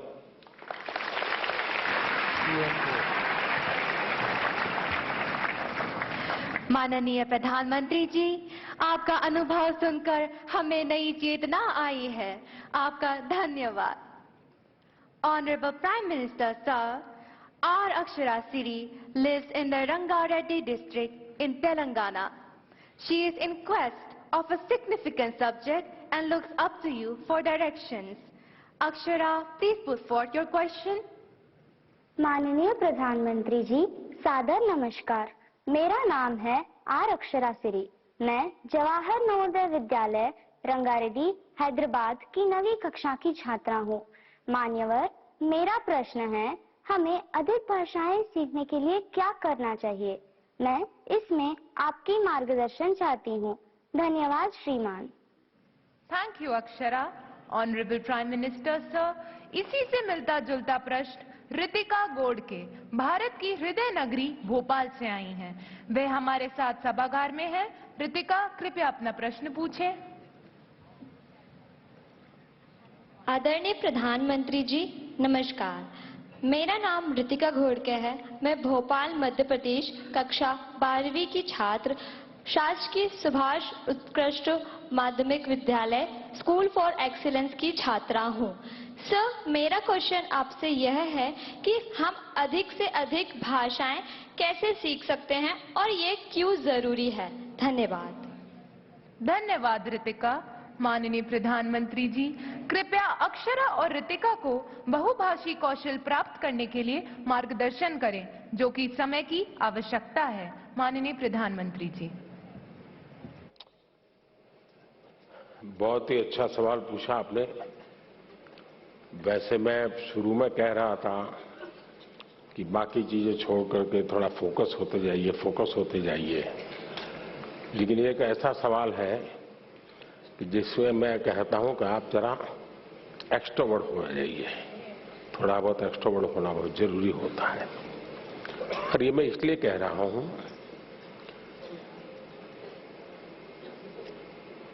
भारत विविधताओं से भरा हुआ देश है। हम गर्व के साथ कह सकते हैं कि हमारे पास सैकड़ों भाषाएं हैं, हजारों बोलियां हैं। ये हमारा रिचनेस है, हमारी समृद्धि है। हमें अपनी इस समृद्धि पर गर्व होना चाहिए। कभी कभी आपने देखा होगा, कोई विदेशी व्यक्ति हमें मिल जाए और उसको पता चलेगा आप इंडिया के हैं, तो आपने देखा होगा कि थोड़ा सा भी वो भारत से परिचित होगा तो आपको नमस्ते करेगा, नमस्ते बोलेगा। प्रोनाउंसिएशन में थोड़ा इधर उधर हो सकता है, लेकिन बोलेगा। जैसा ही वो बोलेगा, आपके कान सचेत हो जाते हैं। उसको पहले राउंड में अपनापन महसूस होने लगता है। अच्छा, एक विदेशी व्यक्ति नमस्ते बोलता है, मतलब कि कम्युनिकेशन की कितनी बड़ी ताकत है, इसका ये उदाहरण है। इतने बड़े देश में आप रहते हैं, आपने कभी सोचा है कि शौक के नाते, जैसे हम कभी सोचते हैं मैं तबला सीखूं, कभी मैं सोचता हूं मैं फ्लूट सीखूं, मैं सितार सीखूं, पियानो सीखूं, ऐसा मन में करता है कि नहीं करता है? वो भी एक हमारी अतिरिक्त विधा डेवलप होती है कि नहीं होती है? अगर ये होता है तो मन लगा करके अपने अड़ोस पड़ोस के राज्य की एक आध दो भाषा सीखने में क्या जाता है, कोशिश करनी चाहिए। और सिर्फ हम भाषा सीखते हैं मतलब बोलचाल के कुछ वाक्य सीख जाते, ऐसा नहीं है।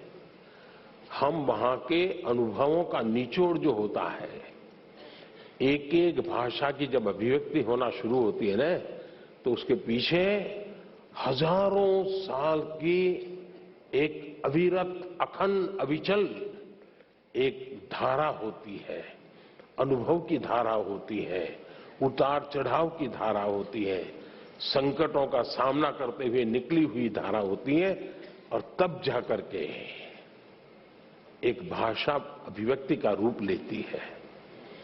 हम एक भाषा को जब जानते हैं तब आपको उस हजारों साल पुरानी दुनिया में प्रवेश करने का द्वार खुल जाता है। और इसलिए बिना बोझ बनाए हमें भाषा सीखनी है। मैं कभी कभी हमेशा मुझे दुख होता है, बहुत दुख होता है। हमारे देश में कहीं पर कोई एक अच्छा स्मारक हो पत्थर का बना हुआ, और कोई हमें कहे कि ये 2000 साल पुराना है, तो हमें गर्व होता है कि नहीं होता है? इतना बढ़िया चीज 2000 साल पहले थी, होता है कि नहीं होता है? किसी को भी गर्व होगा। फिर ये विचार नहीं आता है कि किस कोने में है। अरे भाई 2000 साल पहले का ये व्यवस्था है, कितना बढ़िया बनाया है, हमारे पूर्वजों को कितना ज्ञान होगा। अब मुझे बताइए, दुनिया की सबसे पुरातन भाषा, दुनिया की सबसे पुरातन, सिर्फ हिंदुस्तान की नहीं, दुनिया की सबसे पुरातन भाषा जिस देश के पास हो, उस देश को गर्व होना चाहिए कि नहीं होना चाहिए?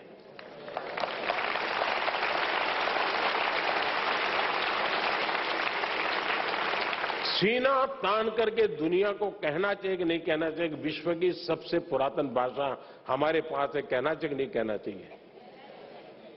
आपको मालूम है हमारी तमिल भाषा ये दुनिया की सबसे पुरानी भाषा है,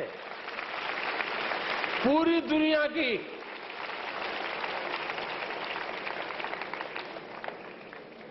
इतनी बड़ी अमानत इस देश के पास है, इतना बड़ा गौरव देश के पास है, ये हम सीना तान करके दुनिया में कहते नहीं है। मैं पिछली बार जब यूनो में मेरा भाषण था तो मैंने जानबूझकर कुछ तमिल बातें बताई, क्योंकि मैं दुनिया को बताना चाहता था मुझे गर्व है कि तमिल भाषा दुनिया की श्रेष्ठ भाषा, दुनिया की सबसे पुरानी भाषा ये मेरे देश की है।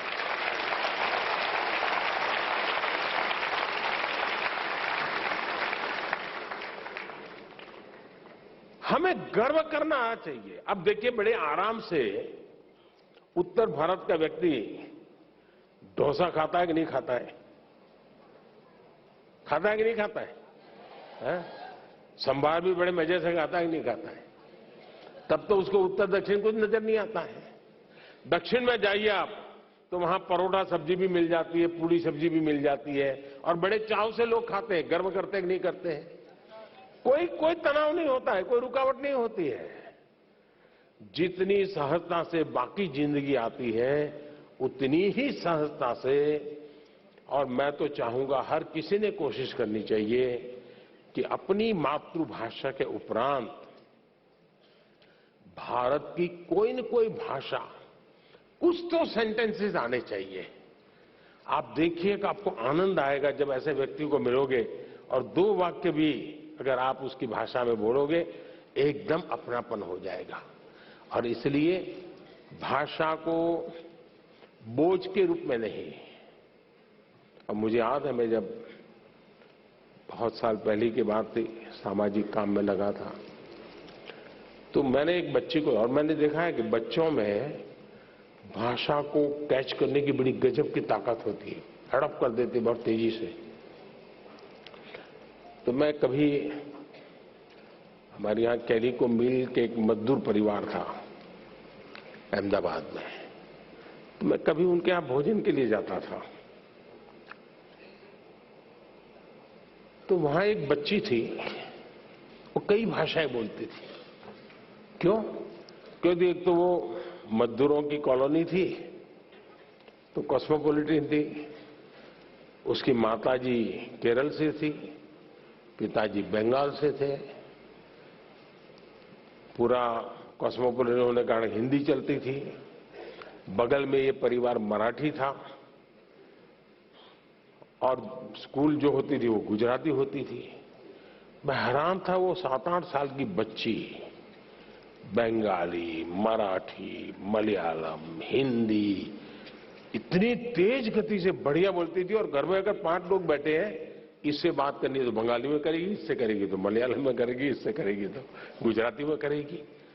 8-10 साल की बच्ची थी, यानी उसकी प्रतिभा खिल रही थी। और इसलिए मेरा तो आपसे आग्रह रहेगा कि हमें अपनी विरासत पे, और मैंने तो इस बार लाल किले से भी कहा था पंच प्राण की बात, अपनी विरासत पे हमें गर्व होना चाहिए। और हमें गर्व होना चाहिए कि हमारे पूर्वजों ने ऐसी भाषा हमें दी है। ये हर हिंदुस्तानी को गर्व होना चाहिए, हर भाषा पे गर्व होना चाहिए। बहुत बहुत धन्यवाद। माननीय प्रधानमंत्री जी, बहुभाषिकता पर आपके मार्गदर्शन के लिए धन्यवाद। Honorable Prime Minister, sir, from the historically acclaimed city of Cuttack, Sunanya Tripathi, who is a teacher, requests your directions on an important matter. Ma'am, please ask your question. नमस्कार। माननीय प्रधानमंत्री श्री नरेंद्र मोदी जी, मैं सुनैना त्रिपाठी कृष्णमूर्ति वॉल स्कूल कटक ओडिशा से हूँ। मेरा प्रश्न यह है कि कक्षा में विद्यार्थियों को रुचिपूर्ण पढ़ाई के लिए कैसे आकर्षित करें तथा जीवन का सार्थक मूल्य कैसे सिखाएं, साथ ही कक्षा में अनुशासन के साथ पढ़ाई को रोचक कैसे बनाएं। धन्यवाद। Honorable Prime Minister, sir, Sunanya Tripathi wishes your guidance on motivating students for taking interest in academics. Honorable Prime Minister, sir.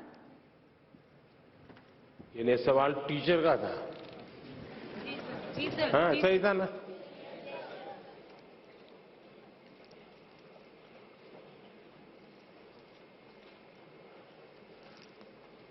देखिए, आजकल अनुभव आता है कि टीचर अपने में खोए रहते हैं।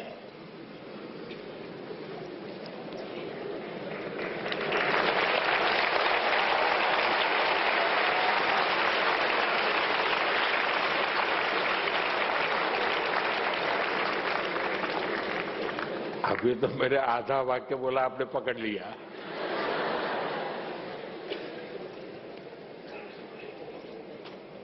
वो एक निश्चित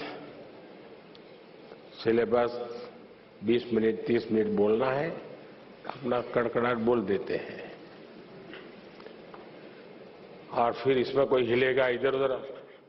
तो देखा होगा आपने, मैं तो मेरे अपने बचपन के अनुभव की बात बता, तो आजकल तो टीचर अच्छे होते हैं, मेरे जमाने में शायद ऐसा नहीं होगा। इसलिए मुझे टीचरों की आलोचना करने का हक नहीं है, लेकिन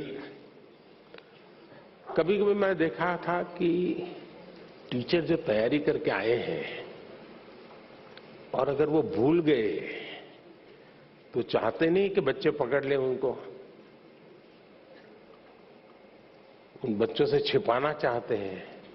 तो वो क्या करते हैं, एक काट की तरफ, ए खड़ा हो जा, क्यों ऐसे बैठा है, क्यों ऐसा कर रहा है, क्यों ढिकना कर रहा है, यानी पूरी 5-7 मिनट उसमें लगा देंगे।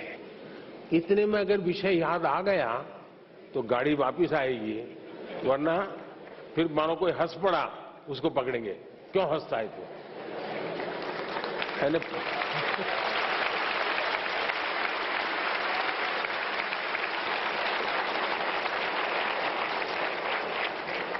अच्छा, आज भी ऐसा ही होता है।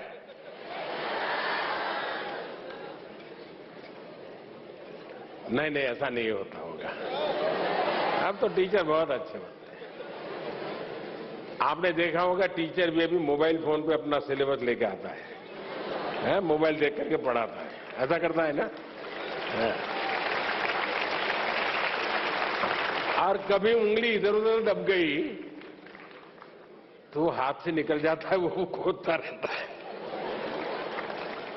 क्योंकि उसने पूरी तरह टेक्नोलॉजी को सीखा नहीं है।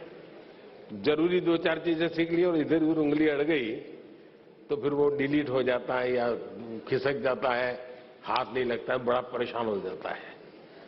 सर्दियों में भी पसीना छूट जाता है उसको लगता है कि ये बच्चे, और उसके कारण जिसकी अपनी कमियां होती है उसका एक स्वभाव रहता है, दूसरों पर एक्स्ट्रा रौब जमाना ताकि अपनी कमियां बाहर ना आए। मैं समझता हूं हमारे शिक्षक मित्रों ने विद्यार्थियों के साथ जितना अपनापन बनाएंगे, विद्यार्थी आपके ज्ञान की कसौटी करना नहीं चाहता है जी, ये हमारा भ्रम है। टीचर के मन में होता है कि विद्यार्थी आपको अगर कोई सवाल पूछता है तो आपकी एग्जाम ले रहा है। जी नहीं, अगर विद्यार्थी सवाल पूछता है तो ये मान के चलिए उसके अंदर जिज्ञासा है। आप उसकी जिज्ञासा को हमेशा प्रमोट कीजिए, उसकी जिज्ञासा ही उसकी